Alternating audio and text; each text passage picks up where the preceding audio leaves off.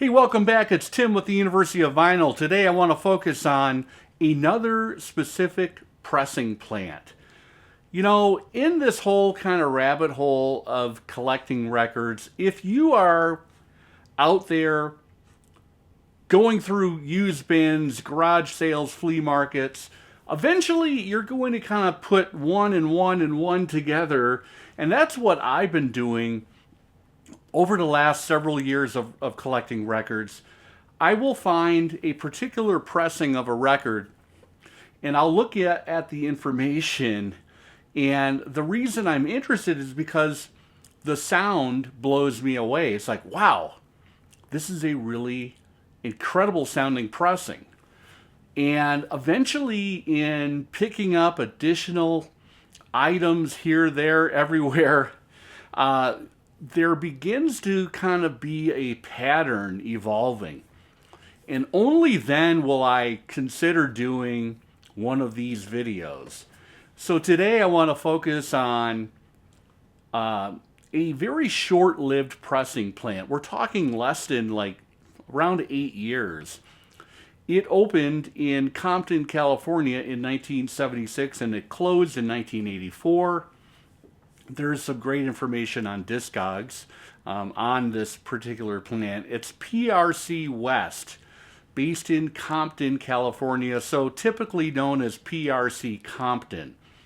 And PRC Compton was a secondary plant to the main PRC plant based in Richmond, Indiana.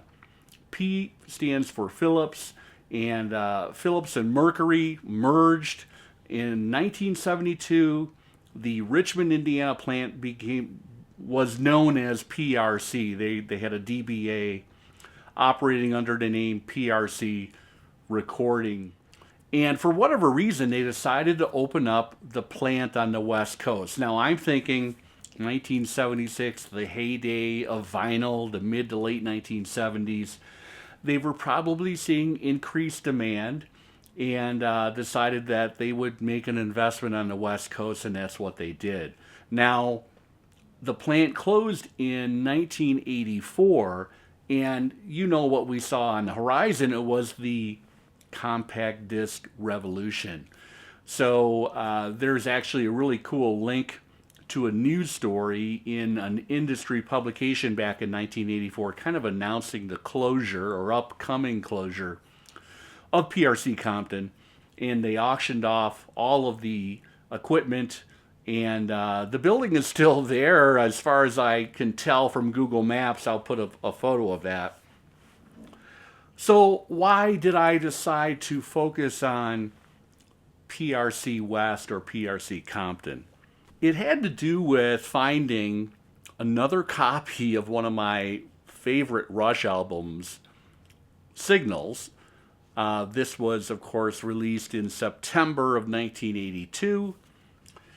This entire album, if you think about the history and the kind of discography of Rush, I think Signals was kind of, you know, you could kind of see where this came from.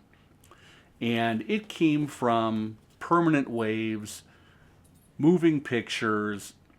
Rush was really moving away over the arc of those three albums, away from an 8-minute song about wizards and then moving into songs about present day concerns and social norms and conforming to social norms. Neil Peart's, it's all there in the lyrics if you decide to delve deeper. And it's an amazing discography. He was an amazing lyricist, and the music was moving into more of a concise format. And also, Geddy Lee was embracing, as was XTC at the time and the Police. They were all embracing sequencers, the Oberheim OBX, fretless bass. And what we got was some amazing music that I don't think sounds dated in the very least, especially talking about the Signals record. Now, if you listen to the last song on Moving Pictures, which was Vital Signs, it's all there. It could be kind of the precursor to Signals.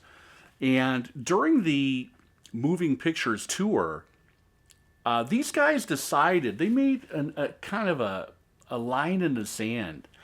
And they did not want Signals to be Moving Pictures Part 2. They really embraced new sounds, new ways of working together as a unit, and then, focusing more or allowing sequencers, synthesizers, the fretless bass to kind of come to the fore. Now, Alex Lifeson, he worked around this, and there is some incredible guitar work that you can actually pick up in this kind of interesting mix that they have. And of course, Neil Peart is there doing everything and anything that you can imagine from the talent of Neil Peart. But Signals is an amazing record. So anyway, let's talk about the pressings of Signals. It was originally mastered at Masterdisc in New York City by Bob Ludwig.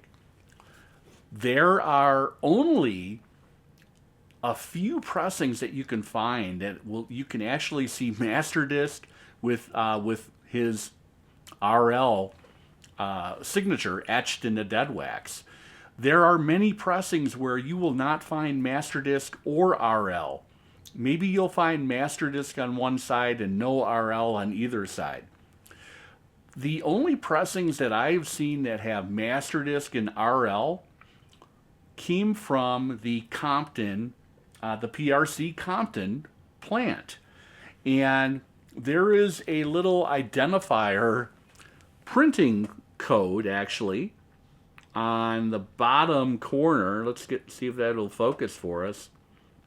And that is actually the code 206. Now, I think there's another Compton press with the code 51.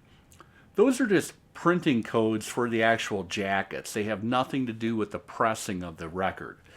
Now, Compton PRC West, they actually did have a Mercury printing code, and that was the number 26. And I'll show a photo of that. You can see that on this particular pressing I'm talking about. So I found this, and I already had another copy of the record. And interestingly enough, the first copy I had, it did not have Masterdisc or RL in the dead wax, but it was translucent. It was a purple translucent, a beautifully hued purple haze of a color. And that tells me that it was either the same virgin vinyl compound that was used for Synchronicity by the Police. You can see that purple translucent record on several copies of Synchronicity, or it was a Qui-X2, a non-badged Qui-X2 compound. It's hard to say because there is another version from Compton as well that has an amber or brown translucency. I have had multiple pressings of this record, and both of these translucent PRC Compton pressings are head and shoulders above any of the others that I've had. There are also later pressings with BK, that's Bill Kipper. So the thinking there is that Bill Kipper probably just did represses using Ludwig's notes. The problem that we have there, or the paranoia that we have, is that, those are generations removed from the original tapes when Bob Ludwig produced the original stampers back in the fall of 1982, when these things went to release and production before release. So if you can find an RL, you're going to be very, very, very pleased, I think. And even better if you find one that's translucent. Now, there are Compton pressings out there that are not translucent. So it's very interesting. I don't know if they were originally the translucent copies, the audiophile versions were mailed out, delivered to radio stations as promos. Neither of these have a promo stamp on the cover, a gold stamp promo. So hard to know, really. Really love this custom label. And you may be able to pick that 26 up in the bottom of the label there. I'm going to show a close-up of this. And this is one of the two translucent copies that I do have. But what an amazing record, and it's fantastic sounding. I mean, there is a perfect sound stage. There is holographic sound. It's also important that hopefully you can find a near mint copy, because there are quiet passages, particularly, you know, with the beginning of Countdown and losing it. You want to have zero surface noise impacting your experience with the record. So that's kind of what led me down this path to talk about Compton today. And I decided to take a look at my collection, and guess what? I have more pressings of different records that do sound incredible. Case in point would be the 1983 classic from Tears for Fears, The Hurting. This was on Mercury, and it does have a 26 plant code on it as well. And there's a PRC-W in the dead wax also. You know, when I picked up the newish last year's Rhino Hi-Fi audiophile cut of the Cars' self-titled debut record done by Kevin Gray, I didn't think I would ever go back and listen to an original pressing that I had again. But in kind of researching Compton, I determined that, wow, I do have a PRC-W, a Compton pressing. And you'll see that right on the label there, PRC-W. Hopefully you can see that. I gave this a listen, and my jaw kind of hit the floor. And I A-B'd this versus the Rhino Hi-Fi. This is no slouch. I mean, if you didn't have the Rhino Hi-Fi, which is an amazing pressing, I would say this is all that you would need. And I think there's a MoFi of this as well.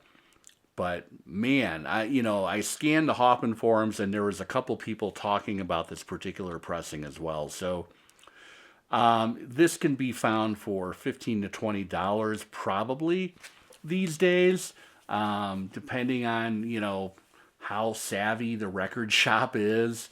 But man, there were tons of these pressings produced when this record came out, and it did so well out of the gate. And if you can find a PRC-W, a Compton pressing, by all means, check it out. The next record I've had in my collection for years, and I remember this really standing out to me as being just an incredible sounding pressing. And the mastering, the engineering, everything was perfect. Zero surface noise. I'm talking about the 78 Joe Walsh solo record, but seriously, folks. Of course, it's got Life's Been Good, but who doesn't love a theme from Boat Weirdos as well, right? Over and over, there's instrumental passages on this record as well. A bunch of the Eagles are on here. This is just an amazing sounding record. And sure enough, I checked it, and it's a PRC West Compton pressing. Love the original inner sleeve. And here it is on Asylum. And you'll probably be able to see the PRC-W right there as well. Finally, I found another PRC Compton pressing in my collection. It's a really nice copy. It's a promo of Queen's jazz record. You know, this is the one that had Fat Bottom Girls, Don't Stop Me Now as well. And you can see that this is for radio only. You can probably see that there. And under that Electra logo is a PRC-W. So another fine PRC Compton pressing. That's it for today. Just wanted to kind of shine the spotlight on another pressing plant that I think is fantastic. And I found several examples that kind of support my case. And there are more out there that I'm going to seek out. So you'll find today's episode in a playlist that I have called The Pressing Plants. I've covered Monarch. I've covered Specialty. I've covered Europa Disc. We'll add PRC West Compton to the list. Hope you enjoyed this, and I'll be back later in the week with something else I can kind of conjure up and hopefully keep everyone interested. Take care.